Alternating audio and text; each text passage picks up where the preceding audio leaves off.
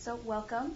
Thank you. Congratulations on being here in the festival. Thank you. And I liked the movie. I thought it was really quirky and fun. And I just have to say, your character starts off as so sweet and quiet, but she's got an agenda there. Tell me a little bit about her. She's a mortician in a small town in Nova Scotia called Elders Bluff, which is fictional.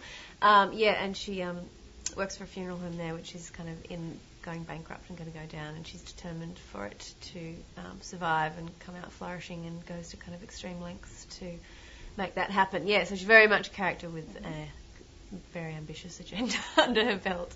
And when you got the script and you read it, was it this character that jumped out at you, or what appealed to you most? So just the writing in general, I found it was funny, it was dark, it was just felt like real people talking to each other, and it had some great kind of lines, and then the character was really so that femme fatale role, which I found really interesting to kind of play. Right, and you were very good in it, and some gruesome parts in there too. Did you work with real cadavers in that? Yeah. Or?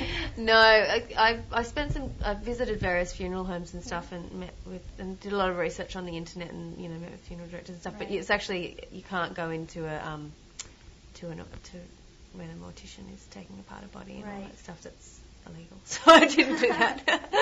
But it's very. Even doing that, I had to make sure I didn't look like I was, grossing out, because obviously it comes like you naturally. were at ease with it. That's good. Good. That's good to know.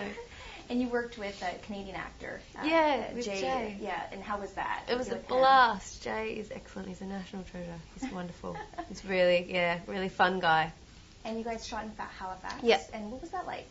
Beautiful. Halifax is gorgeous. Nova Scotia, the whole all around the city. We had lots of little sort of locations outside of the city that were just so pretty. It was lovely, and it reminded me of Australia. I'm from Australia. The crew was very down to earth and very kind of small, and so it reminded me of doing an Australian film. It was a lot of fun.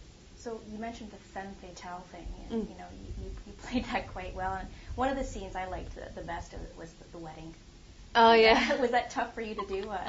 Yeah, it was. Kick butt there a little bit. It was. Yeah, it was.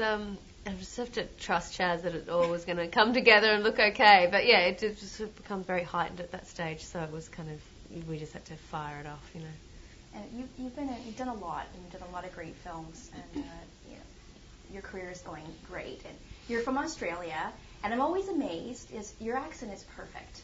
Is it hard? Is it distracting for you? Yeah, sometimes.